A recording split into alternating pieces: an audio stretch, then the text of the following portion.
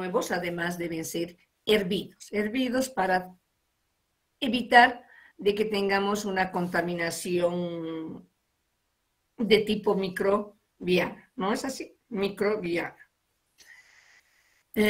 Estos frascos son recipientes de vidrio o plástico de capacidad de 1 litro, es decir, con capacidad para 1 litro. Depende de qué parámetro para su determinación, ¿ya? Estos frascos, los frascos que son de vidrio tópazo, es cuando se quiere evitar la influencia de la luz. Caso contrario, son frascos blancos. Los frascos de vidrio pueden ser neutros en caso de que se quiera evitar el aumento de la concentración de sílice, dióxido de silicio. O se quiera, todo el mundo sabe que los frascos de vidrio tienen mucho que ver en su composición con sodio y con sílice. Es una composición bastante larga. Está potasio, está silicio o dióxido de silicio, etcétera, etcétera.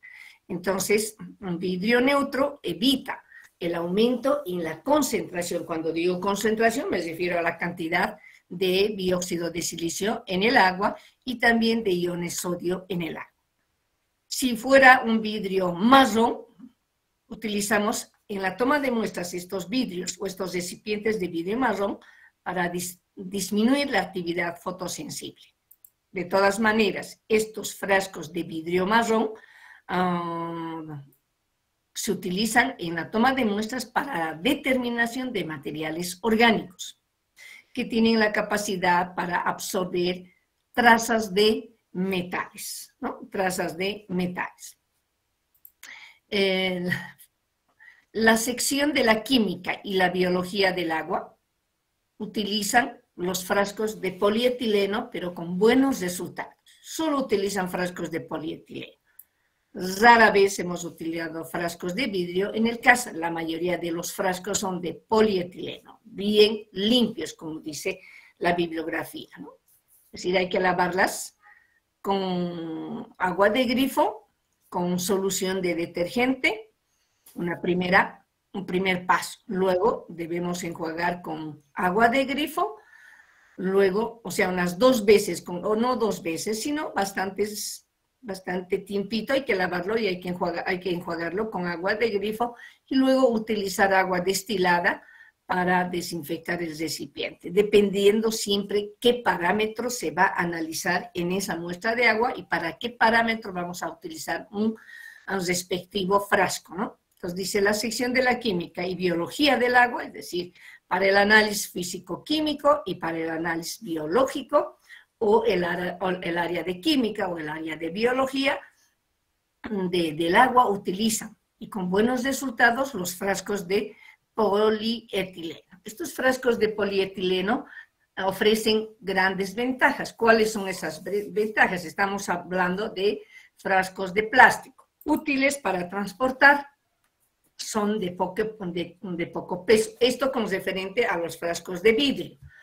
Y además son resistentes a los golpes. Esos 3 elementos que permiten utilizar frascos de polietileno. Es lógica, si tenemos que llevar 40, imagínense, frascos, los de polietileno en lo que significa peso, lógicamente son menos pesados que los de vidrio. 40 frascos de vidrio pesa mucho, 40 frascos de polietileno prácticamente no es insignificante, pero tiene poco peso. Una cosa son resistentes a los golpes. La muestra de agua en ese frasco de polietileno puede caerse. Vamos a seguir teniendo la muestra de agua. En cambio, en el vidrio se rompe y ya no tenemos muestra de agua. Y, lógicamente, son útiles en el transporte, son más fáciles de transportar. Estos frascos de polietileno son particularmente recomendados para cuando se tiene que hacer determinaciones de sodio, potasio, sílice y radioactividad. Estos frascos de polietileno se proscriben o pueden proscribirse cuando se tiene que hacer determinación de gases en el agua, o sea, gases presentes en el agua. Es decir, cuando se tiene que tomar muestras para analizar gases presentes en el agua. Entonces, pueden prescribirse porque este polietileno es permeable a los gases. Muchas veces cuando uno se se sirve Coca-Cola, hay diferencia entre el envase de vidrio y entre el envase de plástico. Tal vez ustedes han podido notar que cuando uno toma de vidrio, es mucho más sabroso que tomar de plástico. Entonces, el CO2 que está presente en cualquier refresco gaseoso esta es la razón, puede ser permeable, ¿no? Esa es la razón por la que puede proscribirse. Algunos autores recomiendan que cuando se va a determinar iones fosfatos, ahí lo tienen, fósforo, oxígeno 4-3, ese es el ion fosfato o ortofosfato, prácticamente también debemos tener con los frascos de polietileno para tomar las muestras, porque estos iones son prácticamente absorbidos por el polietileno. Entonces vamos a tener un resultado, estamos diciendo tener resultados confiables, no va a ser un resultado confiable porque parte de esos iones han sido absorbidos por el polietileno ya cuando se ha tomado la muestra de agua. Luego entramos a la toma de muestras en lo que significa los ríos, los lagos y los pozos, es decir, las aguas subterráneas. En este acápite 4.5 hablamos de la toma de muestras para la determinación de materia en suspensión, ¿no? Materia en suspensión. Entonces, cuando se va a determinar materia en suspensión, ya la hemos expuesto, la materia en suspensión tiene dos componentes, que es la turbidez y que es el sedimento propiamente dicho, ¿no? Que por su tamaño se deposita rápidamente, ese es el concepto de sedimento. Entonces, para la determinación de materia en suspensión, prácticamente ya estamos hablando toma de muestras en un río, Entonces, determinar la materia en suspensión en un río significa de que debemos tener en cuenta, debemos tomar en cuenta la velocidad de la corriente. Es muy importante considerar la velocidad de la corriente cuando se va a realizar una toma de muestras en el río, porque dice, esta velocidad de la corriente influye de una manera decisiva en el reparto de las partículas que permanecen en suspensión en el agua. Tenemos la curva de velocidad, ustedes tienen en su texto ese gráfico de la curva de la velocidad en función de la profundidad. La curva de la velocidad va variando desde el centro hasta las orillas y prácticamente hacia las orillas llega a ser muy próximo a cero. Entonces, ¿dónde deberíamos tomar o dónde debería ser el punto de la toma de muestras para la determinación de materia en suspensión? En un curso de agua, es decir, en un río, en el punto medio, ¿no? Ahí la curva de la velocidad, la velocidad de la corriente es decisiva en el reparto de las partículas que están en suspensión en el agua. Si quisiéramos realizar un aporte sólido, es decir, un balance del aporte sólido, ¿no? En las aguas de un río, para un periodo de tiempo, pero determinado, ¿no? Para un periodo de tiempo determinado. Acá es donde realmente debe tenerse en cuenta la distribución de las velocidades. Es decir, en este balance del aporte sólido realizado por un río, es muy importante considerar la distribución de las velocidades de la corriente del agua. Muy importante. Por otro lado, la cantidad de esta sustancia sólida va a depender también no solamente de la distribución de estas velocidades, sino también va a depender la cantidad de esta sustancia sólida del tamaño de las partículas, porque para una misma velocidad de la corriente de agua va a variar el sólido suspendido en función del diámetro y la cantidad de este sólido suspendido va a variar.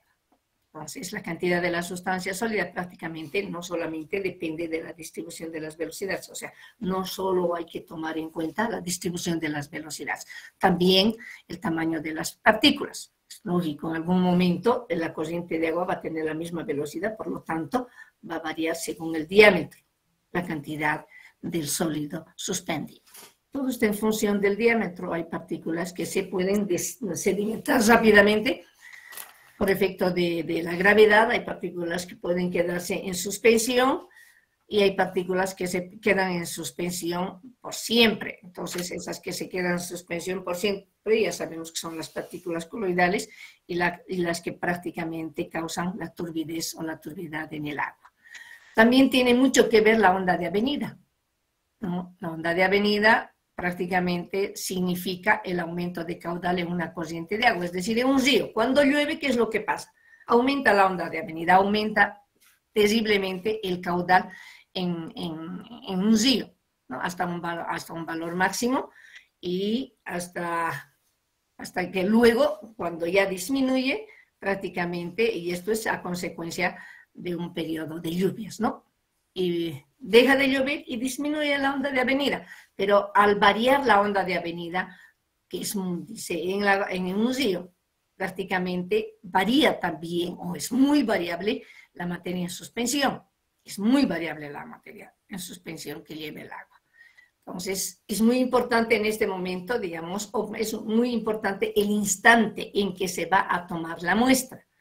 ¿Por qué es importante el instante en que se toma la muestra? Para una buena interpretación y una correcta, para una correcta interpretación de los resultados. Es importante en el momento en que se está tomando esa muestrita de agua, ese instante es importante. Entonces, ¿de qué manera nos van a permitir realizar una interpretación correcta de los resultados? Eso es lo que queremos, interpretar correctamente los resultados de un análisis.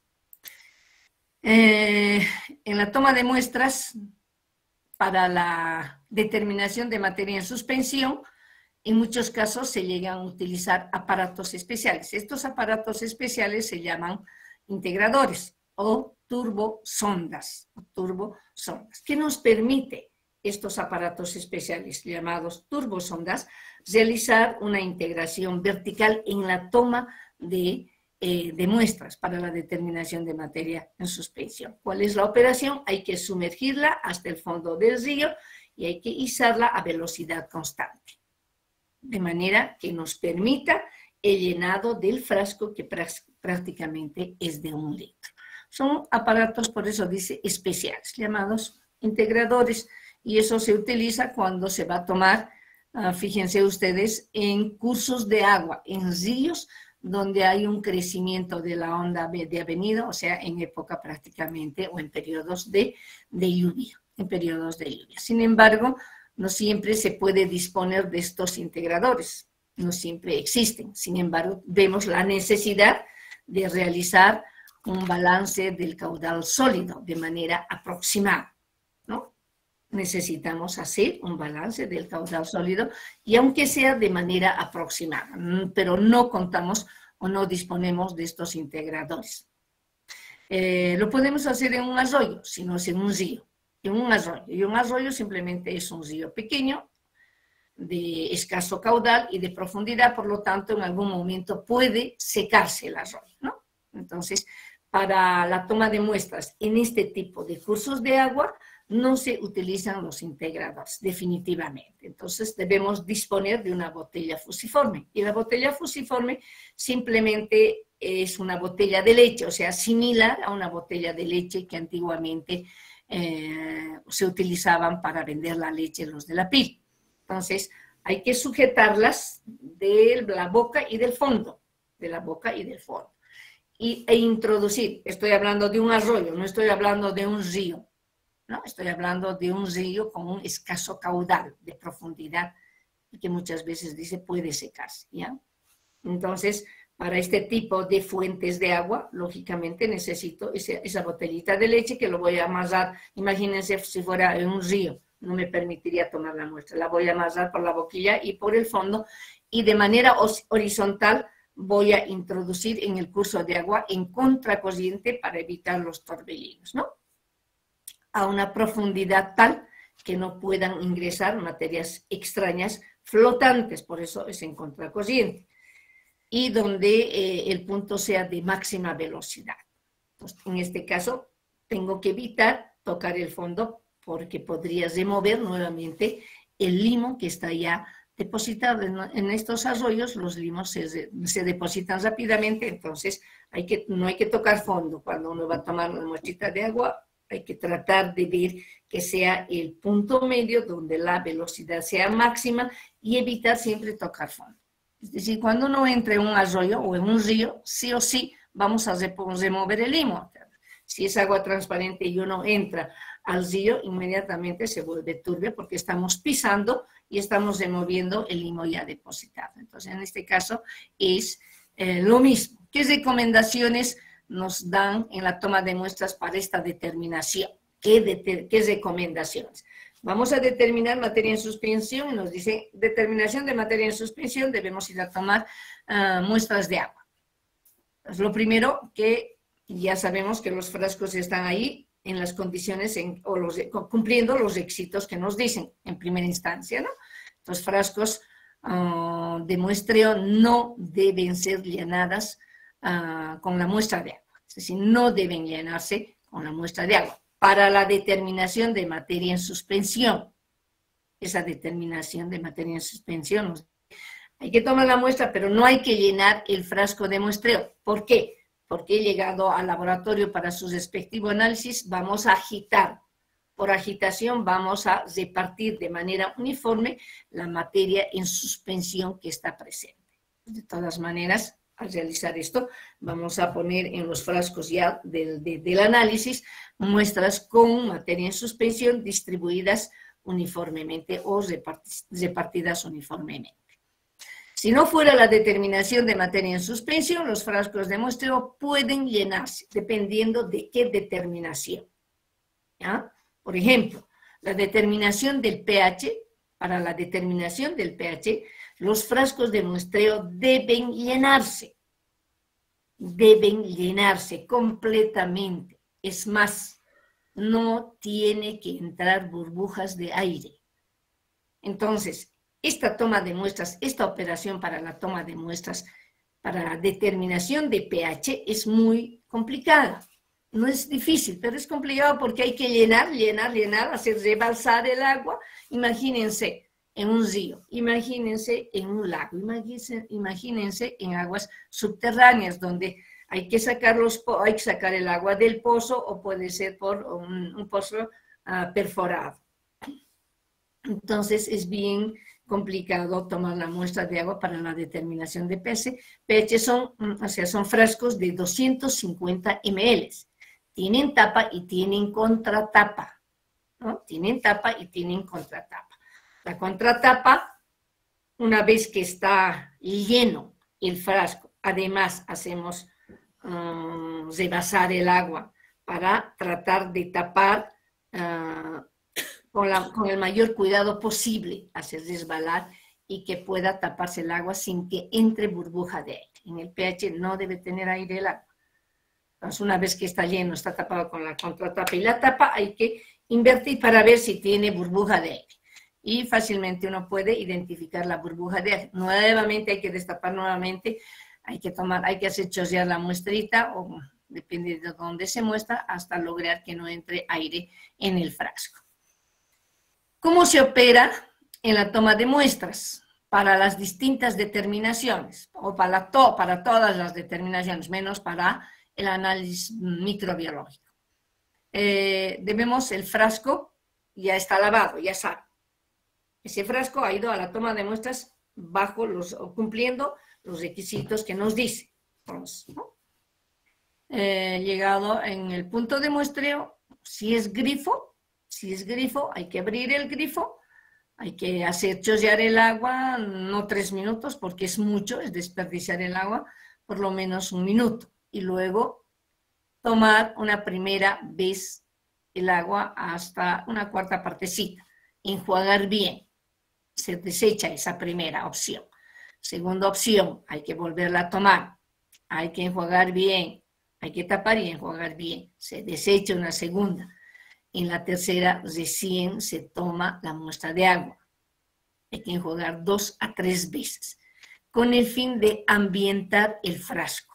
¿No? Con el fin de ambientar el frasco con la muestra que va a entrar en análisis. Entonces hay que enjuagarla bien, 2 a 3 veces, como les decía, y luego debemos tomar la muestra de agua.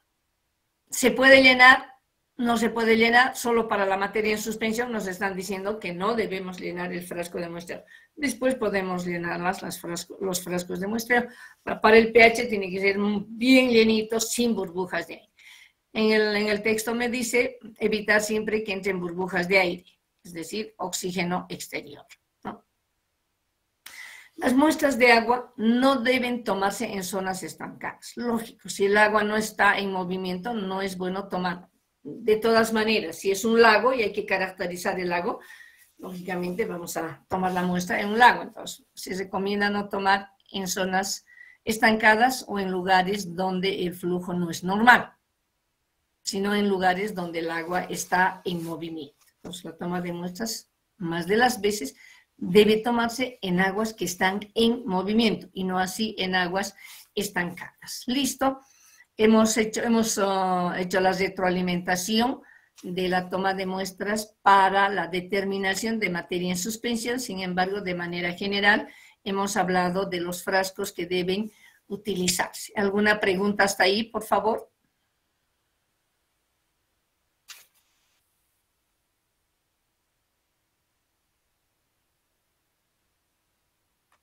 Pasemos a la exposición, ¿está bien?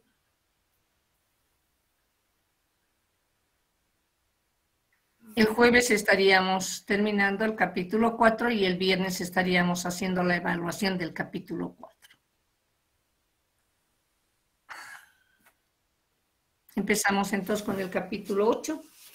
Conductividad y pH. Habíamos dicho ya cómo se determina. Bueno, el pH se determina fácilmente. Definitivamente se utiliza un equipo llamado pHímetro. A ver, a Araceli le vamos a preguntar. ¿Definiremos pH, Araceli? Antes de que entre a su exposición. A ver, antes de que entre a su exposición, definiremos pH. pH es la concentración de iones de hidrógeno, licenciada, en una sustancia para determinar la acidez de la misma. No es esa la definición. Le he dicho, si le dijera qué es pH, sí.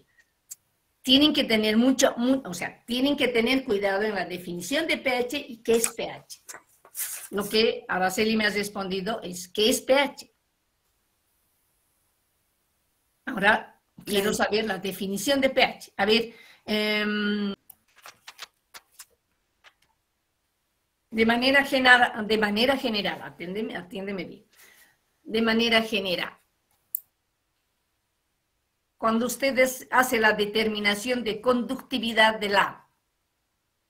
O sea, yo soy un usuario que voy al casa y solicito un servicio llevando mi muestra de agua, fíjense, dice, llevando mi muestra de agua. Le digo, solamente quiero que me digan, no me digan. Quiero el análisis de conductividad en mi agüita.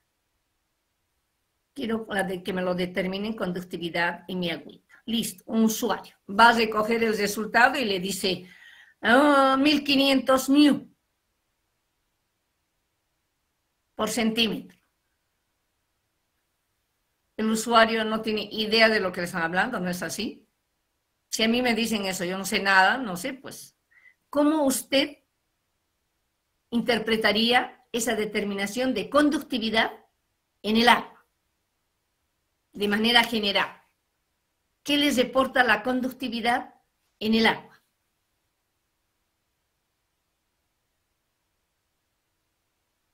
De manera general, licenciada, la conductividad que nos está reportando sería la concentración de los iones o electrolitos que contiene esa sustancia y que puede ser en el equivalente de una solución acuosa, ¿no? No le estoy preguntando en qué unidades. Otra cosa es cuando me dice miliequivalencia, ya son unidades, hija. Bueno, en una solución acuosa. ¿Qué les representa? A ver, si se pone a pensar, no está mal la respuesta, pero eso no le va a entender tampoco el usuario, porque el usuario no sabe qué son iones, no sabe qué no ve, no le va a entender. Pero hay otra manera de decirle, su agua, yo le digo, tiene 1500 μ por centímetro cuadrado, no me va a entender. No me va a entender, a no ser que sea, Cuando ustedes tampoco me están entendiendo, imagínense un usuario que no tiene idea, digamos, de lo que estamos hablando, pero usted que lo ha leído, ¿qué les reporta de manera general la conductividad en el agua? ¿Y qué está relacionado con lo que me has respondido? La cantidad, licenciada. Ya, perfecto. La cantidad de los ¿Cuál es el origen de los iones en el agua, Araceli? 20.000 veces. La disolución de la misma, licenciada, cuando el agua se disocia, se divide en iones. Bueno, no. A ver, espera, Araceli, espera. El agua no se disocia. A ver, ¿por qué están? A ver, ayúdenme en esto, chicos. ¿Cuál es el origen de los iones presentes en el agua?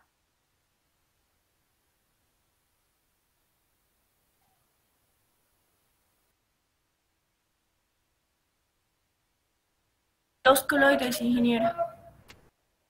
No estoy diciendo cloruro de sodio, estoy diciendo gran cantidad de sales disueltas en su agüita. Por eso su conductividad es elevada. La norma es 500 μ por centímetro cuadrado, pero tiene 1500, imagínense, tiene hartas sales que están disolviéndose en su agüita. Tengo que decirle eso al usuario, porque si no, no me va a entender. ¿Qué le voy a hablar? Imagínense si le hablo de acidez, alcalinidad, no me va a entender. ¿No? Eso me reporta la conductividad. Cantidad de sales disueltas en el agua. Y la cantidad de sales disueltas en el agua, precisamente, es el aporte de iones presentes en el agua. Ahora sí, la conductividad tiene que ver con los iones. ¿No es así, Araceli? Tercera pregunta. Cuando usted introduce un conductivímetro en el agua para medir la cantidad, ¿qué está midiendo? Estamos midiendo la concentración y al mismo tiempo la velocidad y distancia que existen entre esos electrones en el agua. Electrones. Iones. ¿Qué tiene que ver la distancia? La distancia es... ¿Qué tiene que ver, hija, la distancia de los iones? Para ver su grado también de difusión, licenciada, para ver si están muy difundidos, por así decirlo, o están... No. La difusión es una cosa. Disueltos, licenciada. De eso depende la conductividad misma de la sustancia. ¿De qué depende la conductividad del agua? A ver. La conductividad del agua depende de la concentración de esos iones y de la velocidad o de la distancia a los que esos están replegados. No, Araceli, no estoy de acuerdo. ¿Por qué le pone primero la concentración? ¿Qué tiene que ver la concentración en la conductividad? Tiene que ver mucho, Lisa, porque si hay poca concentración de estos electrones que van a ser los encargados... A ver, Araceli, ¿qué son electrones? ¿Por qué me habla de electrones? Yo sé que la corriente eléctrica es flujo de electrones. Sí, pero eso son los... Pero con calma, a ver, Araceli. No se ponga nerviosa. Primero piense para responderme. Yo sé que usted puede, pero a ver, es que está mezclando las cosas.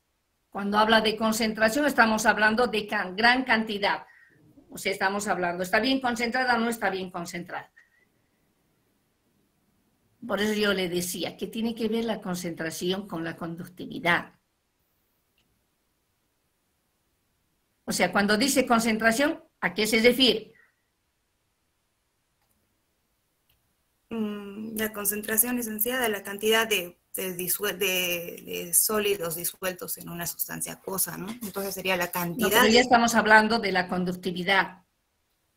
¿No ve? O sea, si yo le digo, ¿a qué se debe la conductividad en el agua? ¿Por qué una sustancia conduce la corriente eléctrica? Ahí está. O sea, yo le digo, en este momento está en su ambiente, está con luz. ¿Cómo usted detecta que hay corriente eléctrica? ¿Cómo detectan en este momento que hay corriente eléctrica en su ambiente? ¿Me está llegando la luz? Exactamente, por la luz, ¿no ve? hay corriente eléctrica. Si no se prende el foco, no hay corriente eléctrica.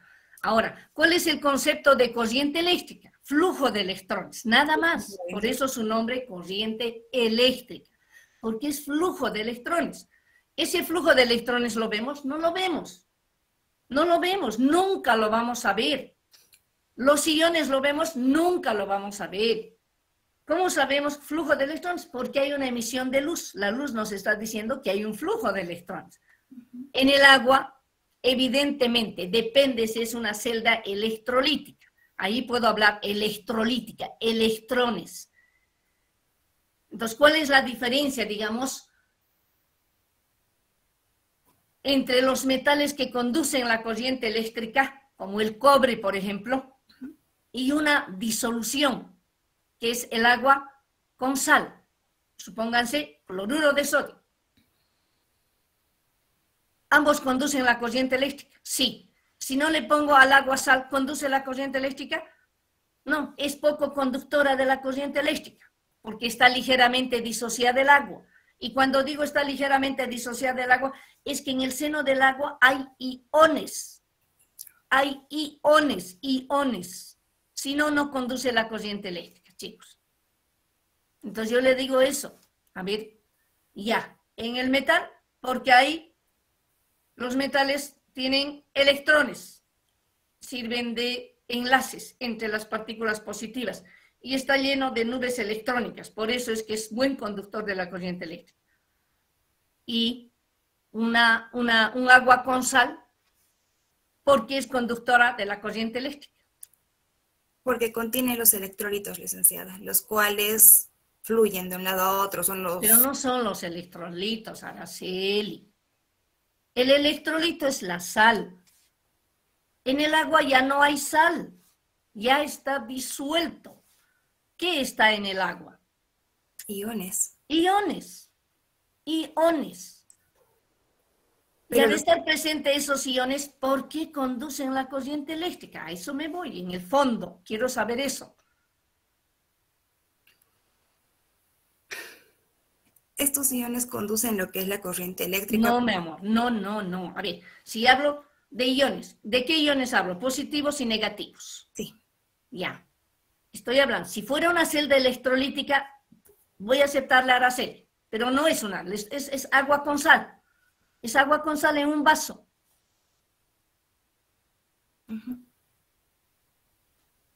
A ver, vamos a, es tercera pregunta que le he hecho a Araceli. Voy a ir viendo su exposición y ahí le voy a decir, ahí está lo que tenía que responderme, ¿está bien? Sí, por favor, Lisa, porque me estoy confundiendo ahorita.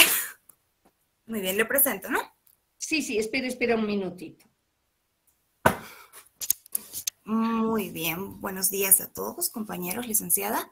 Vamos a exponer el tema 8, lo que es la conductividad eléctrica y el pH. Como la licenciada ya nos dio un pequeño adelanto de la importancia que tiene la conductividad eléctrica en lo que son las soluciones acuosas, y al mismo tiempo vamos a darle una vista a lo que es el pH, más allá de la simple definición, sino en términos a qué se refiere, ¿no? Su misma composición. Le voy a decir ahora, usted ha dicho en soluciones acuosas, está muy bien, en soluciones acuosas. Para usted una solución acuosa, ¿qué es? Una solución disuelta en agua, licenciada. ¿Una solución disuelta en agua? No. Disuelta en agua. A ver, definiremos solución. Una solución sería... No, exactos. Definiremos solución. Solución, la mezcla de dos o más sustancias. Exactamente, mezcla de dos o más sustancias. Y ahí está, si me dice acuosa, el disolvente es el agua y la fase sólida, cualquier sal disuelta en el agua. Disuelta. Bien. Muy bien. Continuamos. El contenido del tema se basa prácticamente en la conductividad eléctrica, la influencia de la temperatura en la misma, el pH, el origen del pH en las aguas y la influencia que tiene esta sobre las aguas. Ya lo hizo muy bien en su presentación, pH minúscula la P y H mayúscula, ¿ya? Para que lo corrija. Sí, el autocorrector aquí, licenciada, lo pone como título. Sí, pero hay que corregirlo siempre. P es minúscula. A ver, continuamos. Vamos bien acá. Bueno, la conductividad eléctrica. Como bien la licenciada lo mencionaba, la conductividad es la propiedad para... Ahora un segundito, Lisa, me estoy poniendo nerviosa. La conductividad es la propiedad que tiene un material para producir o para conducir lo que es la corriente eléctrica. Sabemos que al disolver una sal, que puede ser ácido o básico en el agua, esta se puede dividir en lo que son los iones, en lo que son dos tipos de iones, los iones negativos o aniones, y los iones positivos o cationes. Estos iones son los que tienen la capacidad de conducir la misma corriente eléctrica. Cuando hablamos de conducir corriente, se nos viene a la mente de un cable, un metal, generalmente, ¿no? Ya que estos serían los conductores de primera fase, que transmiten, que transportan la corriente sin alterar la propiedad del mismo metal. Mientras que en lo que es una solución, una disolución, tenemos los electrolitos, los encargados de conducir esta corriente, esta energía eléctrica, llamados también los conductores de segunda fase. Clase. Cuando en una solución contamos, como se puede ver, aquí un segundito, acá, creo que ¿se puede ver el mouse? Dicen, no. No veo. Qué raro.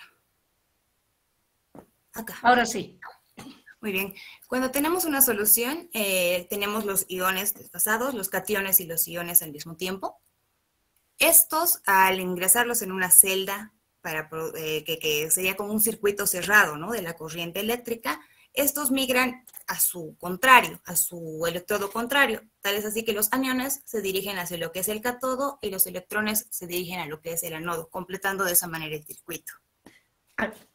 Antes de que pase, Araceli, precisamente en esta primera diapositiva está lo más importante de lo que ha dicho Araceli. Dice, la solución, es decir, lo que muestra el gráfico, yo lo saco esos dos electrodos y es un vaso con sal, agua con sal, es una solución. ¿Para qué quiero esos dos electrodos? Ustedes agarren un vasito, pónganle agua y pónganle sal y pongan esos dos electrodos, esos dos cablecitos que están de azul ahí en el vaso, en su gráfica de Araceli. Y luego conéctenlo a una luz, a un foquito. Y enchufen. Se va a prender la luz. El foco se va a prender. Lo más importante aquí es lo que está mostrando Araceli en su gráfico. Esas esferitas positivas y negativas. La presencia de esos iones en el agua ya es una solución, ¿no ven? Esa solución tiene la propiedad de conducir la corriente eléctrica. ¿Debido a qué? No, esos electrodos yo los saco. ¿Debido a qué va a conducir la corriente eléctrica? De los iones presentes. Ya tiene esos iones. Eso es lo importante ahí. En el agua se ha disuelto una sal. Es que ustedes no le dan importancia a eso. Eso es lo que hace que conduzca la corriente eléctrica. Si no se disolvería, no conduce. Dice Araceli, se ha disuelto una sal, se ha disuelto un ácido o se ha disuelto una base. Y ahí Araceli debería poner eso, en vez de ponerme conducir corriente eléctrica. ¿Por qué conduce la corriente eléctrica? Precisamente porque se disuelven sales en el agua y aportan iones en el seno del agua. Ahora, sigo con por qué, entonces ya tiene iones, ¿y por qué va a conducir la corriente eléctrica? A ver, Daisy. Gracias a qué. Lo que se refiere es gracias a que se va a crear un campo eléctrico denominado momento polar. Creo que eso es a lo que se refiere. No, Daisy. ¿Al movimiento de los iones? ¿Perdón? Movimiento de los iones. A la movilidad de los iones. A la movilidad de los iones. Si los iones no se van a mover, no hay conducción de corriente eléctrica. ¿Sí o no, Araceli? Sí, y es lo que decía Araceli, la concentración.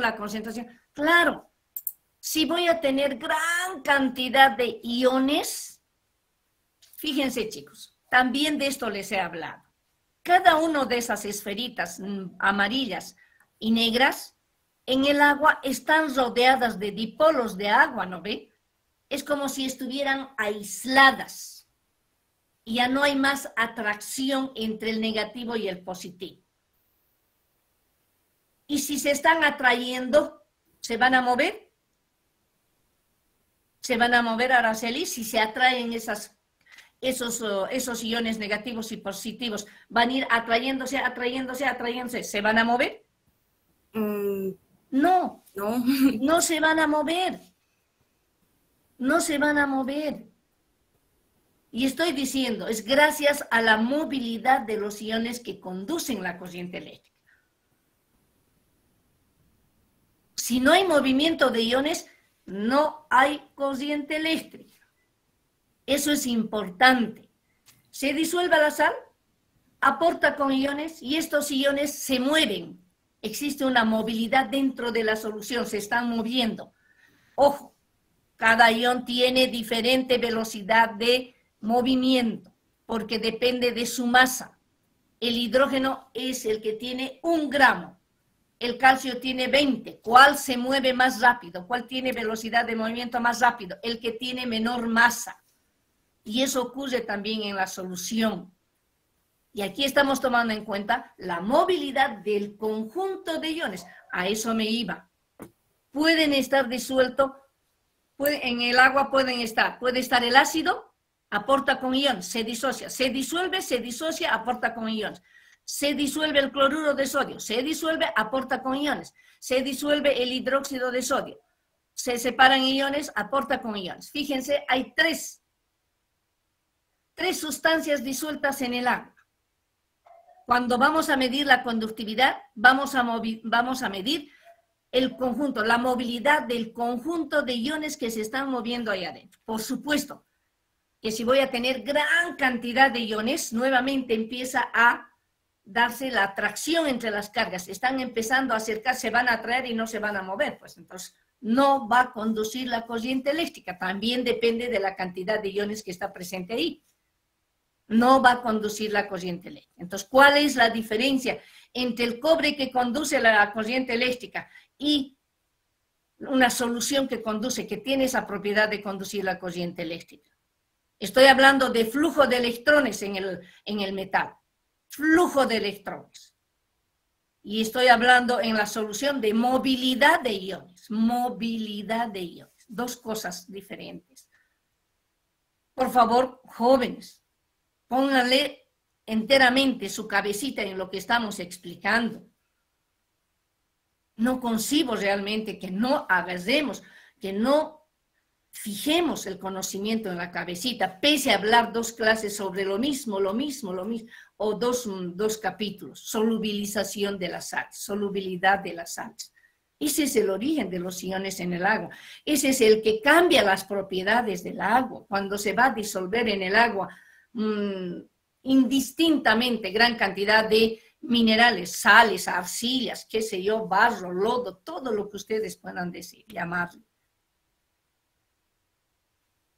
Pues como no le damos mucha importancia a esto es lo más importante, Araceli. Tienen que nomás darle importancia a la solubilidad de las sales en el agua. Pues. ¿Ya? Muy bien, Lisa. Esta es una celda electrolítica, porque ya le ha puesto electrodos. Eso se llama celda electrolítica, ¿no? Hay un electrodo llamado ánodo. Y fíjense ustedes, cuando hablo de iones en la solución, el negativo se llama anión. Y sin embargo, cuando ponemos los electrodos, el positivo se llama ánodo. Hay un poco de contradicción, pero es así. El positivo se llama, o el negativo se llama cátodo. Entonces, cuando ya se enchufa, ahí empiezan a... Lógicamente, los que tienen carga negativa van a ir a los que tienen carga, al electrodo carga positiva, y los que tienen carga positiva van a dirigirse, orientarse hacia el electrodo negativa. Y ahí es que se da un flujo de electrones. Ya está enchufado, un enchufe normal que tienen ustedes. Empieza ahí recién el flujo de electrones. Y cuando ya empieza el flujo de electrones, esta celda electrolítica me está generando flujo de electrones. Y además se están moviendo los iones, ahí adentro hay una movilidad de iones. y eso es lo que va a generar que se enciende el foquito. A ver qué se les ocurra. Es un experimento de primaria que siempre lo hemos hecho. A ver a ustedes que están a último semestre de salir de la universidad, a ver, tomen una tacita, que sea un recipiente, pónganle sal, pónganle 2 electrodos, 2 alambres, y agarren un cablecito y un foquito, un socket, ahí pónganle un foquito, pongan agua sin sal y agua con sal, y observen el fenómeno que ocurre. Ya, sigamos ahora sí. Muy bien, licenciada. Bueno, ya hablamos de cómo se mueven los electrones y todo esto queda lo que es comprendido. A ver, Araceli, es que aquí está el tema de confusión de usted. Esta celda electrolítica no debería ponérmelo ahí. Póngamelo en un vaso con agua y sal. Esa es la solución. Ahí ese es el conductor, son conductores de segunda clase. Estos dos, y lo mismo. Por ejemplo, ahí está. Más clarito. Ahora sí. Bueno, lo de adelante, una pequeña introducción para hablar de lo que es la teoría de la disociación electrónica, donde este químico sueco, si no me equivoco, Urenius, gana un premio Nobel, de hecho, ¿no? Por formular esta teoría, que nos indica principalmente todo lo expuesto anterior, de que al disolver una sal en el agua, esta se disocian los iones positivos y negativos, que son los que producen la conductividad eléctrica, ¿no? Acá podemos ver un poquito mejor lo que aquí había estado en otro idioma, de que tenemos las soluciones. Una de estas está con sulfato de zinc. Licenciada, ¿estoy bien? Sí. Sulfato de zinc, y el otro está como sulfato de cobre. Que estas son sales disueltas, obviamente, y que generan lo que es la corriente eléctrica, que puede ser medida mediante un amperímetro, ¿no? ¿Puedo continuar?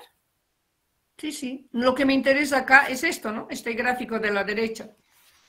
Eso me interesa. Cómo la sal se disuelve y prácticamente en solución está de esta manera. Fíjense, esto también les he explicado. Los iones son prácticamente rodeados, se hidratan. Dentro de la solución cada ion está hidratado. ¿Qué significa? Se rodean de dipolos de agua cada ion. Lo que quiere decir que el cloro con el sodio no se va a volver a acercar para atraerse porque están aislados. Solo cuando el agua empieza a evaporarse, cada dipolo va a ir saliendo y van a quedar nuevamente solos y nuevamente va a surgir la atracción entre esos iones para volver a formar la sal que se había disuelto. Exactamente, Elise. Continuamos. Ya entrando un poco en tema de esta movilidad de los iones en la solución, van a generar una corriente eléctrica, ¿no? Vamos a empezar hablando de lo que es la resistencia de un conductor, la cual es directamente proporcional a la longitud y inversamente proporcional a su sección, donde esta pequeña constante de acá es una constante llamada resistencia específica o resistividad, la cual es una característica propia de la sustancia conductora, ¿no? La inversa de esta resistencia vendría siendo lo que es la conductividad de la corriente, que pasa a través de un electrón, es la forma de medir. Electrón no, hija. No creo que sea a través de un electrón. Perdón, Licenciada, un segundito. De un electrolito, ¿será? De un electrolito, claro, sería el tema. Un segundito, licenciada. Estoy con el... Bueno, aplicando esta teoría, que se mide en lo que son la ley de Ohm, podríamos acercarnos. Aplicando esta teoría a lo que son los electrolitos, vamos a hablar de la conductividad de un electrolito, la cual, como repetía, era la que estaba caracterizada, que estaba condicionada por la concentración de estos iones y la velocidad de desplazamiento de los mismos. Eso es importante, ahí está. ¿Qué es un electrolito primero? El electrolito es el conductor de la corriente eléctrica en una disolución. ¿Qué es el electrolito? Cuando dices electrolito, ¿a qué se refiere, Araceli? Cuando dice electrolito, ¿a qué se refiere? ¿A los iones que conducen la corriente eléctrica? No, para nada.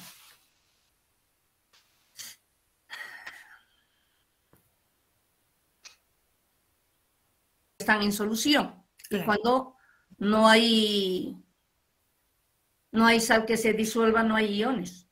Entonces, ¿quién es el electrolito? La sal. La sal. Todas las sales se llaman electrolitos. Hay electrolitos débiles y hay electrolitos fuertes. Los electrolitos débiles son aquellos que se disocian parcialmente. Los electrolitos fuertes son aquellos que se disocian totalmente. Ahí está, pues. ¿Y por qué no me dice si está en su diapositiva? Porque quería entrar con calma en esta parte un poco complicada. No, es que cuando dice usted conductividad de un electrolito se debe a los iones, ¿qué significa? O sea, no hay dominio de tema, porque usted al tiro me respondería, pues, si está en su próxima diapositiva, usted ya tenía que haber sabido conductividad de un electrolito, por eso le pregunto, ¿qué es un electrolito? Usted ya ahí debería haberme explicado todo esto. Entonces, no hay dominio de tema, a eso me voy. Si no ve la diapositiva, no me va a responder. Cuando vea las diapositivas, decía. Me ayuda a memoria, dicen. Muy bien. Bueno, ya pasando acá al tema de los electrolitos, como lo decía la licenciada muy bien, los electrolitos fuertes son aquellos que tienen una amplia capacidad de disolución, por lo cual son mejores conductores de la corriente eléctrica, y los débiles lo contrario, ¿no? Acá generalmente la conductividad se mide en las conductividades equivalentes, que es lo que nos indicaba la licenciada al darnos el ejemplo de los 1500 newton centímetro cuadrado, si no me equivoco. Acá en esta pequeña tablita, podemos fijarnos las unidades de concentración, los distintos ácidos, el ácido clorhídrico, el cloruro potásico, el hidróxido de sodio y, si no me equivoco, el ácido acético. Estos, al aumentar la concentración de la sustancia, generalmente no varían en nada, como se puede ver que de 3,91 a 4,22 no hay mucha variación en estos tres principales. A ver, ¿de qué variación estamos hablando? Un segundito. ¿De qué variación estamos hablando? De la conductividad presente. Quiero la interpretación de ese gráfico, hija. La concentración versus lo que es la conductividad de estos iones. Estoy hablando de no estoy hablando de la concentración versus conductividad. En función de la concentración estoy hablando. ¿No? A ver, ¿qué está pasando con la concentración? La concentración ¿Cuál es el comportamiento de la concentración en ese gráfico? Ascendente, va en aumento. Va en aumento. A medida que aumenta la concentración, ¿qué pasa con la conductividad? Con la conductividad de los tres primeros iones, esta se mantiene, no hay un cambio muy brusco, licenciada. No, estoy yendo de arriba para abajo, hija. Bueno, baja, pero no el tanto. Comportamiento de cada uno, por ejemplo, del ácido clorhídrico disuelto en el agua, a medida que baja o que sube la concentración, desde 5 por 10 a la menos 4 hasta 1 por 10 a la menos 1. ¿Qué pasa con la conductividad? Desde 422 va disminuyendo o no, o yo estoy equivocada. Disminuye, licenciada. Disminuye, esa es la interpretación. ¿Qué pasa con el cloruro de potasio? Lo mismo. A menor concentración, evidentemente tiene menor conductividad que la del ácido clorhídrico. Pero a medida que va disminuyendo va aumentando la concentración, la conductividad va disminuyendo. Está en una relación inversa, lo que usted decía a un principio. ¿No ve? Decía la concentración. A mayor concentración, disminuye la conductividad de una solución. Precisamente por lo que le estoy diciendo. ¿De qué hablo cuando hablo de conductividad? Hablo de la movilidad de iones. Entonces, si está muy concentrado, disminuye la movilidad de iones. Por lo tanto, va a disminuir su conductividad de esa solución. Ese es el análisis a hacer. Muy bien, licenciada. ¿Bien? Bien lo decía. ¿Qué pasa con el ácido acético? Vean ustedes. Peor todavía en el caso del ácido acético. Ya no hay iones para una concentración así de 0,10 que es concentrada, ya no va a haber conductividad. Su conductividad prácticamente baja muchísimo. Significativa es la disminución de la conductividad. ¿Está bien? Bien. Justamente esto debido a que cada una de las moléculas o de los iones, la conductividad es distinta. Es propia de cada ion su conductividad, ¿no? Eso. En los primeros casos que hablábamos, estábamos refiriéndonos a aquellos iones fuertes. Como podemos ver, su conductividad es elevada, por lo cual son iones que son totalmente disueltos en el agua. En el caso del ácido acético tenemos un ion que no está completamente disuelto, por lo cual su conductividad es baja. Fíjense en ese gráfico, en estas dos que me muestra Araceli, bastante visible. Cristal de cloruro de sodio. ¿No? cristal. Ahí están los iones sodio, los iones cloruro. ¿Qué me está mostrando? Molécula de agua. Fíjense, estas están solvatadas, es decir, están hidratadas, ¿no? Están rodeadas de moléculas de agua. Y al lado me muestra iones solvatados, Pero sin embargo, hay muchos, ¿no? Fíjense, solvatado, solvatado, solvatado, solvatado, solvatado. Entonces, esa es la diferencia. Acá están sin solvatar y van a ir a solvatarse, lo mismo que en este caso. Se van a hidratar, se rodean de moléculas de agua cada uno de estos iones. Un poco detiene también la movilidad de esos iones, ¿no? Un poquito. Muy bien. Un segundito, ahora sí. Listo. La influencia de la temperatura en la conductividad. Acá la temperatura influye en lo que es la conductividad de la solución a medida de que un aumento en la temperatura provoca una disminución de la viscosidad de la sustancia y un mayor movimiento de los iones, lo cual hace que se genere mejor lo que es la corriente eléctrica, de que haya una buena conducción de corriente eléctrica. Esta temperatura, al igual que la concentración, es distinta para cada uno de los iones, no se mantiene la misma, pero generalmente se manejan entre soluciones o cosas diluidas. Esta temperatura varía de un 1 a un 4% por cada grado centígrado que aumenta. Al existir esta diferencia entre un ion y otro ion y la temperatura, hace de que se vea la necesidad de reducir las medidas de conductividad a una única temperatura. Actualmente se maneja una temperatura de 20 grados centígrados para todas las constantes físicas con las que se trabaja, para que no haya esa diferencia. Ahora, a ver, ¿cómo influye la temperatura en la conductividad? No, de acuerdo, según usted.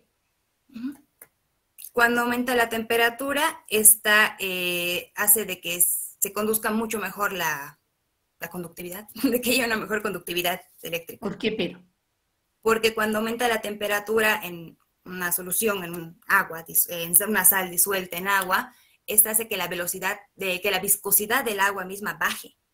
Al ser menos viscosa, hace que esos iones que están en movimiento se muevan muchísimo más rápido, lo cual provoca de que haya esa mejor conducción de corriente eléctrica. Está bien, pero al aumentar la temperatura, ¿tiene influencia en la sal que se va a disolver? Por ejemplo, si yo le pongo carbonato de calcio al agua. Tiene la relación contraria. Un aumento de temperatura hace que disminuya la solubilidad de la misma. Sí. Disminuye la solubilidad del carbonato de calcio. Por lo tanto, la solución va a ser conductora, así disminuye la viscosidad. Del carbonato de calcio. Se disminuye. Si disminuye su solubilidad del carbonato de calcio. Haría que sea menos conductora, licenciada.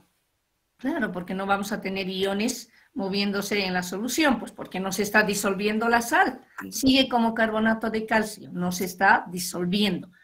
Acá lo importante es que la sal sea soluble, ¿no es así? Sí. La sal sea soluble, o sea, si aumenta la temperatura, aumenta la solubilidad de las sales, aumenta la concentración de los iones, pero también disminuye la viscosidad de esa solución ya.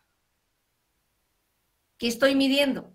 La conductividad, y estoy midiendo la movilidad de los iones, de todos los iones presentes en el agua. Muy bien. Continuamos. Bueno, de manera general, se indica en el texto de que la conductividad específica aumenta en un 2% por cada grado centígrado que aumenta la temperatura. Esto depende también de la composición iónica de cada sal, vale decir, de cada sal, que es muy distinta. Tal es así que esta pequeña transformación que nos da, ¿no?, del 2% por cada grado centígrado en aumento, nos permite tener tablas para poder transformar directamente a la misma temperatura todas las sales y poder trabajar con ellas. Aunque se ha visto de que no son del todo fiables, puesto de que no son científicamente correctas. Varios autores han tratado de determinar esta relación que existe, ¿no?, entre la conductividad del agua y la sustancia que la contiene, o los electrolitos disueltos que contiene. De distintas tablas que podemos observar acá. Por ejemplo, siempre se parte del principio de que la conductividad, que tiene que existir una relación entre la conductividad del agua y los electrolitos disueltos en la misma sustancia. Esta conductividad, algún autor lo propuso relacionarla entre la conductividad del agua por el volumen, la conductividad de la sustancia por el volumen del agua que la contiene, teniendo los siguientes resultados. Esas conductividades son nuevamente específicas de cada uno de los iones, aunque son disueltos en la misma sustancia. Y se tienen las siguientes, ¿no?, directamente para el ion calcio, ion magnesio, ion sodio, las conductividades de estas. ¿Cómo se diría? Medidas en el equivalente litro de una solución, ¿no?, de una sustancia líquida, del agua. Después también hay otros autores que relacionan el residuo seco, o que es lo mismo la conductividad del agua, los electrones presentes en la misma, con la conductividad específica. Como podemos, ¿dónde está esa parte? Bueno, las relacionan nuevamente, ven que hay una relación lineal entre la mayoría de los iones, pero que al aumentar concentraciones de tipo sulfatos, estas mismas hacen que los valores se disparen. Y al ver de que el agua es una sustancia que contiene tanto así sales disueltas como otras sales que no se pueden disolver, hace de que no sea tan fácil agarrar esa relación y mantenerla, ¿no? Pueden salir valores desbaratados, unos por aquí y otros por acá. Por último, para conocer la conductividad iónica, se tiene la pequeña tablita que fue propuesta, si no me equivoco mal, por Gerard, un químico llamado Gerard, que nos da esta tabla de factores de conversión directa para saber la conductividad iónica. Tal es así de que si quisiéramos saber la conductividad iónica del ion cloruro de sodio, solamente tendríamos que multiplicar estas de acá, estos valores por la masa con la que se encuentra, y la suma de estos dos ya nos daría la conductividad iónica del ion cloruro de sodio. Bueno, el pH. No ha hecho lo que, no está en su diapositiva lo que más esperaba, ¿no? Para que vea. ¿Qué partecita dicen del agua? Lo que le he preguntado, pues. Lo que le he preguntado. ¿Qué expresa la conductividad en el agua? No está. Eso es lo más importante. Hacemos a pH. Muy bien. El pH es un indicador. Lo que pasa es que veo que lo que es realmente la parte química no les gusta. Pueden aprender autores, nombres de autores, todo lo que quieran, pero la parte química no les gusta. Ya estoy viendo eso, ¿no? Se nos complica tal vez un poco, licenciada. No se les complica, pero es la parte más importante. Claro, para la materia actual. No, es la más importante. ¿De qué me sirve decir tal autor y tal cosa? No, es la parte lo que más me interesa ver. ¿Por qué conduce la corriente eléctrica a una solución? Y ya sé que el agua es poco conductora de la corriente eléctrica porque el agua está ligeramente disociada. ¿Qué significa disociación? Que se disuelve y aporta iones en el agua. Y la movilidad de esos iones prácticamente es lo que se mide como conductividad. Tampoco está eso en sus diapositivas. Tampoco, hija. Por eso le he preguntado. Y las tres cosas más importantes de esta partecita no me has respondido. Si me respondí esas 3 cosas o 4 cosas, el resto para mí ya... Esas 4 cosas quiero saber de conductividad, ¿no? Esas 4 cosas. Listo, pasaremos a pH. Muy bien, el pH es un indicador de la acidez de una sustancia. Este pH viene designado por la concentración de los iones de hidrógeno que existen en la misma. El pH va en una tabla de lo que varía del 0 al 14, siendo el 7 como un pH neutro, acercándose al 0 como un pH muy ácido y yéndose hacia el 14 como un pH muy alcalino. El actor antes mencionado por la teoría de la disociación nos propone, ¿no?, de que en las sustancias en solución, bueno, no, después hablamos de eso. En el agua pura sabemos de que el agua está disociada en iones hidrogeniones y los iones oxidrilos, lo cual no existe en una solución, como vale decir, no existe en el agua presente en la naturaleza, puesto de que esta sustancia, al disociarse, inmediatamente por un puente de hidrógeno, vuelve a agarrar otra molécula de agua, vuelven a unirse las moléculas de agua y forman lo que es un agua presente en solución, que son las 2 moléculas de agua, que son equivalentes a 1 ion de hidrogeniones y 1 ion de oxidrilos. Este es el agua, por eso le decía, ese es el agua pura. Ahí está disociada o ahí está ionizada. Entonces, decimos poco conductora de la corriente eléctrica porque hay poco de este y poco del hidrogenión y poco del oxidrilo. En el seno del agua están más moléculas de agua, mayor cantidad de moléculas de agua y pequeñísimas cantidades de estos 2 iones, positivos y negativos. Por eso es mal conductor de la corriente eléctrica, no es un buen conductor. Pero cuando usted ya le añade sal, y que es un electrolito fuerte que se disocia totalmente, va a tener gran cantidad de iones moviéndose y generando corriente eléctrica. Ese es. Y en el agua natural es esta, lo que usted está diciendo. Ya no están iones hidrogenión, sino están iones hidroxonios más oxidrilos. Yo le pregunto acá, si solamente tuviera en el agua iones hidrogeniones o iones hidroxonios, ¿su pH? En el agua, su pH sería el neutro, porque tendríamos la misma cantidad de los iones hidrogeniones. Araceli no me ha escuchado lo que le estoy preguntando. Escúcheme. Si solo tuviera en el agua iones hidrogeniones o iones hidroxonios, su pH. Daisy. A ver. Dicen sería ácido. Ácido. Bien, Daisy.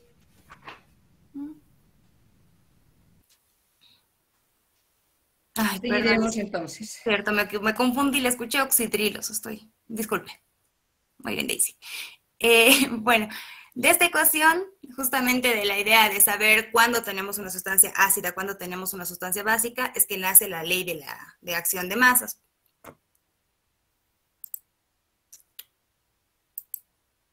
Un segundito. O sea, ¿la ley de acción de masas hace que la solución sea ácida o básica? No. Aplicando a estos conceptos, a este concepto. Usted ha dicho eso, por eso le estoy preguntando. Se me salta una diapositiva, dice. Ok, lo que hace, aplicando a esta solución, se aplicaría lo que es la ley de acción de masas. Aplicar a esa ecuación la ley de acción de masas, eso le acepto. Aplicar a esa ecuación la ley de acción de masas, a esta ecuación, o a la primera o a la segunda, aplicar la ley de acción de masas. Ahí la tiene, como usted la está mostrando. Sí, la constante W. Esa es la aplicación de la ley de masas. ¿Ya? La ley de acción de masas nos permitiría determinar las concentraciones presentes en una solución, ¿no? Lo más importante, lo más rescatable de esta ley de acción de masas es la constante W. La constante W, que es una constante de ionización, vamos a usarla en el agua. Esta constante nos relaciona la concentración de los iones hidrogeniones y de los iones oxidrilos en una molécula, bueno, en la sustancia en la que están disueltas, que sería el H2O, el agua, ¿no? No. ¿Esto qué significa químicamente, de Araceli? Para todos ustedes. Esta es la constante de equilibrio de la disociación del agua. ¿Ya? Se llama así, constante de equilibrio de la disociación del agua. Lógicamente, a través de la ley de acción de masas. A cualquier ecuación química se aplica la ley de acción de masas para obtener esta constante de equilibrio, ¿ya? Constante del agua. Entonces, ¿qué es esta? Es una división. ¿Qué divide, hija?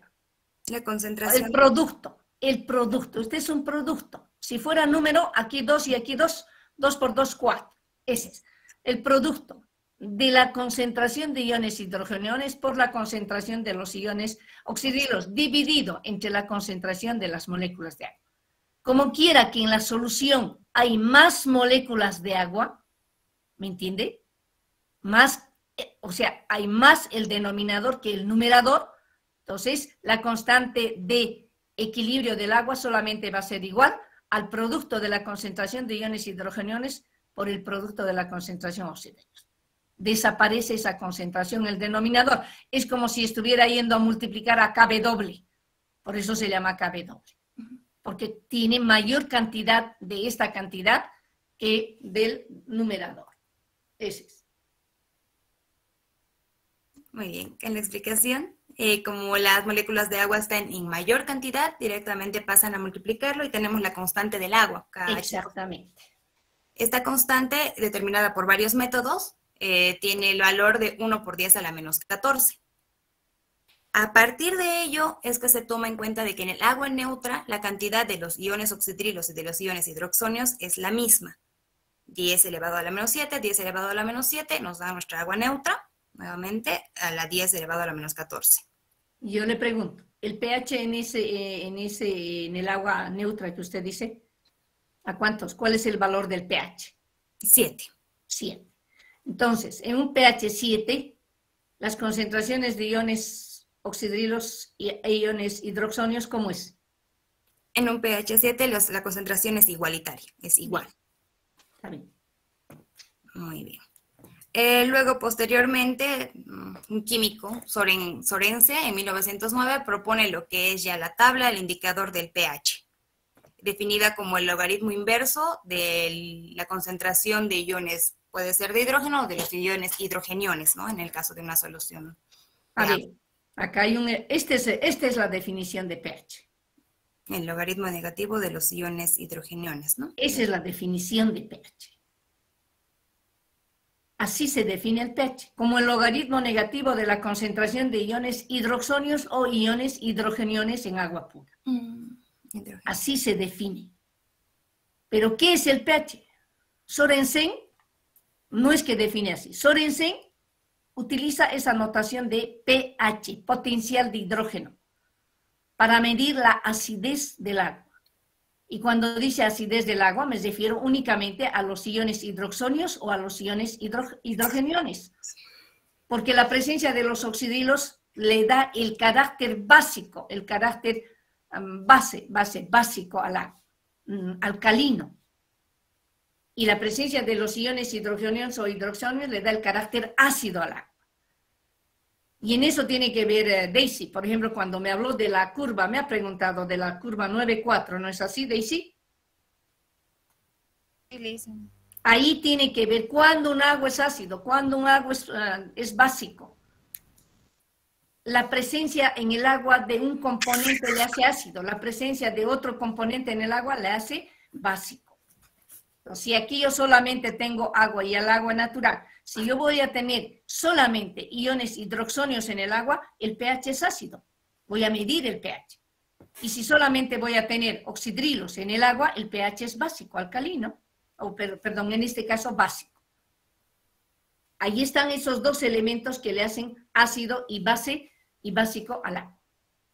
Por eso se dice, o sea, Sorensen ha utilizado esa notación de pH desde hace mucho tiempo, pero la definición de pH es, el pH es el logaritmo negativo de la concentración, o se define como el logaritmo negativo de la concentración de iones hidroxonios. ¿Listo? Muy bien. Justamente hablando como logaritmo negativo, puesto de que está en una relación, ya se me fue la palabra, en exponencial, ¿no? Y no aritmética, licenciada. Como decíamos, la cantidad de los hidrogeniones adheridos a una sustancia van a hacer que su pH se vuelva ácido, o que el pH baje de la escala de 7 a 4, y la presentación de los iones, la adición de los iones oxidrilos harán de que este pH aumente, o se vuelva básico o alcalino. Este gráfico está bien hecho, ahí está. Ahí está. Acá tenemos las escalas del pH, nuevamente, como podemos observar acá, cuando tenemos un pH de la cantidad de los iones hidrogeniones mayor, acá estamos haciendo negativamente, así que aquí sería mucho menor. Estamos hablando de 14, que sería una sustancia completamente alcalina, y cuando nos acercamos a su concentración mayor, que sería un 0, tenemos una sustancia mucho más ácida. Lo propio con lo que son los iones hidrogeniones acá. La concentración de ambos tenemos, y como son inversamente. Vamos a continuar acá. Muy bien. El origen del pH en las sustancias. La anterior clase, la licenciada nos hablaba un poco de lo que era la presencia, ¿no? del carbonato, del ácido carbónico. ¿Carbonídrico? Carbónico, creo que estoy bien. Bueno, el origen del pH en las aguas se puede deber a, puede ser por factores naturales o factores artificiales. En lo que son los factores naturales, nos vamos a encontrar primero con lo que es el ácido carbónico, el cual está, el ácido carbónico disuelto, el cual está formado por la dilución del ácido anhídrico o del carbono, del dióxido de carbono disuelto presente en la atmósfera, producido generalmente, especialmente en la zona de infiltración, como producto de lo que es la respiración de los seres vivos. Vale decir que todo lo que es la respiración de seres vivos, tanto como animales, vegetales, estos producen un dióxido de carbono que al entrar en la atmósfera se disuelve, convirtiéndose en un anhídrido carbónico. No se disuelve, hija, reacciona, es otra cosa. Reacciona con agua en la atmósfera y se convierte en un anhídrido carbónico, el cual hace que se forme el ácido carbónico. Como segundo lugar tenemos el ácido sulfúrico, el cual está presente en las aguas debido a que el agua ha circulado por terrenos donde existían rocas volcánicas o rocas con pirita. Muy poco se encuentra lo que es el ácido clorhídrico, ya que es muy escaso, muy rara vez se encuentra en el agua, y mucho menos el ácido sulfúrico, puesto de que este es inestable en el aire y al estar en presencia de él tiende a oxidarse. Posteriormente también tenemos como un factor importante que da el origen, que da el pH a las aguas, como los ácidos orgánicos. En este caso tenemos el ácido húmico, el cual es producto generalmente de los suelos, de la capa de los suelos, que cuando el agua llega a estar en contacto con este ácido, producto de la escorrentía, del paso del agua por la tierra, es que se adhiere, ¿no? Esto. Luego tenemos la hidrólisis. ¿Qué significa este H85? H85 es lo que pude encontrar para el ácido húmico, la fórmula química del ácido húmico, licenciada. Si no me equivoco, este H85 está como un fertilizante. Imagínense, ¿pero qué significa? ¿Tiene 85 hidrógenos? O no, no sé, porque por eso yo pregunto. Puede ser, ¿no? Ahora que le ponga ácido húmico únicamente, dice. Sí, no necesitan. De algo que no conocemos, ni yo sé, hijita, su composición química del ácido húmico, imagínate. Si me pones 85, deben ser 85 hidrógenos y cuántos carbonos ramificados. Es química orgánica, por eso es ácido húmico, ¿no? Entonces, mejor poner solamente ácido húmico. Yo, honestamente, de orgánica sería los alcanos, alquenos, alquinos. Después, más allá ya no, pero de inorgánica, cualquier sal, ¿no es así? Sí. Acá quiero ver esto, Araceli. Acá voy a terminar, acá vamos a terminar. Acá hay dos cosas que yo rescato de esta diapositiva. La formación del ácido carbónico tiene dos fuentes, el anhídrido carbónico atmosférico y el anhídrido carbónico del suelo agrícola. Eso es lo que me interesa. Me interesa fundamentalmente este ácido, porque este ácido en el agua siempre está presente. Siempre, desde el agua de lluvia, porque está ahí el CO2 en la atmósfera. Una parte se disuelve, otra parte reacciona y otra parte queda como CO2 agresivo. ¿No es así, Daisy? Usted ya lo ha estudiado, ¿no? Y lo que reacciona forma el ácido carbónico. De hecho, el agua de lluvia ya trae ácido carbónico. Ahora, aquí se origina en el ácido carbónico, se origina el sistema. ¿Cuál es el sistema, Daisy? Sistema de bicarbonatos y carbonatos. Exactamente, ácido carbónico, bicarbonatos y carbonatos. Ese es el sistema Daisy que regula ¿qué? La alcalinidad, dice. La acidez y la alcalinidad, Daisy. La acidez y la alcalinidad. Porque si tiene, no lo cambie, Araceli. A pesar que sí, la acidez y la alcalinidad. Si está presente el ácido carbónico en el agua, ya es ácido el agua. ¿Me entienden? Ya es ácido el agua. Este ácido carbónico es un ácido débil, se disuelve y se disocia. Tiene dos ecuaciones de disociación. En la primera forma, el bicarbonato. y en la segunda forma el carbonato. Ahora pásele, Araceli. Ahí está, ácido carbónico en bicarbonatos y la segunda es carbonatos. El segundo le falta aquí el otro. El bicarbonato se disocia, Araceli, formando los carbonatos. Ese es el sistema. Ácido carbónico, bicarbonatos y carbonatos que regulan la acidez y la alcalinidad del agua.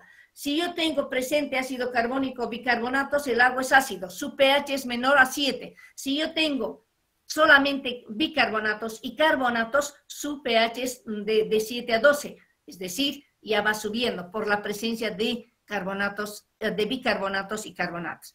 Esa es la curva Daisy, y quiero decirle esto a Daisy, de lo que me preguntaba. Esas dos gráficas, o esa gráfica, eso le permite estudiar la relación de los bicarbonatos, o que es del ácido carbónico, bicarbonato y carbonatos presentes en el agua. Esas curvas tienen que ser bien estudiadas. Cuando el pH es menor a 8 y cuando el pH es mayor a 8, ¿quién está presente en el agua y qué tengo de pH en el agua? Eso es lo que esa curva tiene que estudiarlo, Daisy. Después es el nomograma del Langelier. De ustedes también no es bien amplio el tema, así como le decía de Araceli. Araceli, 4 preguntas claves no me has respondido. ¿Por qué? Porque no ha comprendido bien lo que ha leído, otras cosas. Por eso les digo, por conocimiento, no le voy a discutir a Araceli. En algún momento cuando le digan quién fue el que, digamos, formuló el pH, ella va a saber, se va a acordar. Sorensen, hasta el año se va a acordar. Pero lo que a mí me interesa, es esa parte que les he dicho.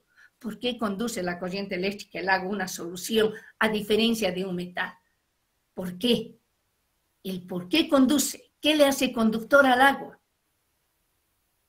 Primero, que se disuelva una sal en el agua. Segundo, que aporte con iones en el agua. Tercero, la movilidad de esos iones en el agua. No interesa la naturaleza de los iones. Esa es la segunda clase de conductores. La primera clase es aquellos metales que tienen los flujos de electrones entre sus partículas positivas. Cuarto, ¿qué mido al medir la conductividad del agua? ¿Qué es lo que mido de manera general? 4 preguntas, Araceli, que si usted me respondía, yo decía, esta señorita domina el tema. El resto es, ahí está para los químicos, lo dejo, hija. Para los químicos, ustedes son ingenieros civiles, por eso no les exijo mucho pero tienen que saberlo, digamos, pHs, estamos hablando de un parámetro importante que es el pH y que les va a servir a ustedes cuando vayamos a la prueba de Hazard. ¿Por qué medimos el pH? ¿Por qué primero medimos el pH? ¿Para qué nos interesa medir el pH del agua mañana? Lo vamos a terminar el jueves, Araceli, no me lo muestres, el jueves va a terminar, ¿no? Y en cuanto a sus diapositivas, si bien no tiene texto, pero en algunos casos me lo pone, yo prefiero que lo ponga los conceptos y en función de esos conceptos haga la exposición. ¿Está bien? La próxima clase le voy a calificar cuando termine. Entonces, por favor, si lo podemos estudiar. Bueno, el capítulo 4 lo vamos a hacer el día viernes y fíjense ustedes, el semestre termina el 12 de julio, si no me equivoco. Entonces, estoy terminando con Araceli y con Daisy la próxima semana los capítulos y el capítulo 12, que yo lo voy a exponer el capítulo 12. Entonces, ya vean, de lo que hemos retroalimentado. ¿Alguna pregunta, por favor?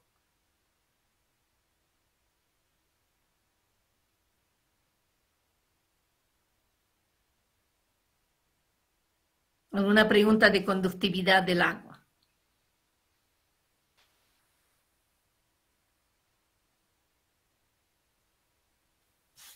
Bueno, vámonos entonces, chicos, la próxima clase. Nos vemos el día jueves.